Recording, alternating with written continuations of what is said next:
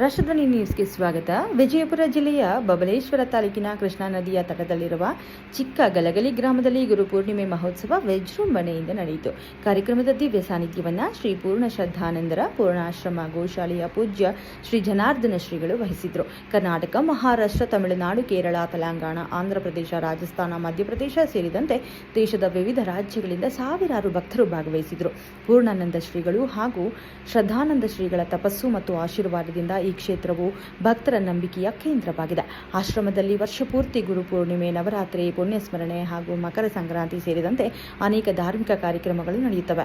ಭಕ್ತರಿಗೆ ಉಚಿತ ಪ್ರಸಾದ, ವಸತಿ ಹಾಗೂ ಅಗತ್ಯ ಸೌಲಭ್ಯಗಳನ್ನು ಶ್ರೀ ಜನಾರ್ದನ ಶ್ರೀಗಳ ನೇತೃತ್ವದಲ್ಲಿ ಸಮರ್ಪಕವಾಗಿ ಕಲ್ಪಿಸಲಾಗುತ್ತದೆ. ಈ ಕ್ಷೇತ್ರದ ವಿಶೇಷ ಏನೆಂದರೆ ಯಾವುದೇ ಜಾತಿ, ಮತ ಅಥವಾ ಧರ್ಮದವರಿಗೆ ಯಾವುದೇ ನಿರ್ಬಂಧವಿಲ್ಲದೆ ಪ್ರವೇಶವಿದೆ. ಆಶ್ರಮದಲ್ಲಿ ಭಕ್ತಿ ಭಾವದಿಂದ ಸಂಕಲ್ಪ ಮಾಡಿಕೊಂಡವರ ಮನೋಭಿಲಾಷೆಗಳು ನೆರವೇರುತ್ತದೆ ಎಂಬುದು ಭಕ್ತರ ಅಚಲ ನಂಬಿಕೆಯಾಗಿದೆ. ಪೂರ್ಣ ಶ್ರದ್ಧಾನಂದರ ಆಶ್ರಮಗಳು ಕರ್ನಾಟಕ ಸೇರಿದಂತೆ ದೇಶದ ಅನೇಕ ರಾಜ್ಯಗಳಲ್ಲಿ ಕಾರ್ಯನಿರ್ವಹಿಸುತ್ತಿದ್ದು ಆಧ್ಯಾತ್ಮಿಕ ಸೇವೆ ಸಲ್ಲಿಸುತ್ತಿವೆ. ಈ ಮಾಹಿತಿಯನ್ನು ರಾಷ್ಟ್ರಧ್ವನಿ ನ್ಯೂಸ್ ಚಾನೆಲ್ನ ಬೆಳಗಾವಿ ಜಿಲ್ಲಾ ವರದಿಗಾರರಾದ ಮಹದೇವಪ್ಪ ಮಾಯಪ್ಪ ಮಬನೂರ ಅವರು ಹಂಚಿಕೊಂಡಿದ್ದಾರೆ. ವರದಿಗಾರರು ಮಹದೇವಪ್ಪ ಮಾಯಪ್ಪ ಮಬನೂರು, ಊರು ಮುರುಗೋಡು ಇವರು ಈ ಮಾಹಿತಿಯನ್ನು ಹಂಚಿಕೊಂಡಿದ್ದಾರೆ. ಕ್ಷಣ ಕ್ಷಣ ಮಾಹಿತಿಗಾಗಿ ವೀಕ್ಷಿಸಿ ರಾಷ್ಟ್ರಧ್ವನಿ ನ್ಯೂಸ್ ಕನ್ನಡ.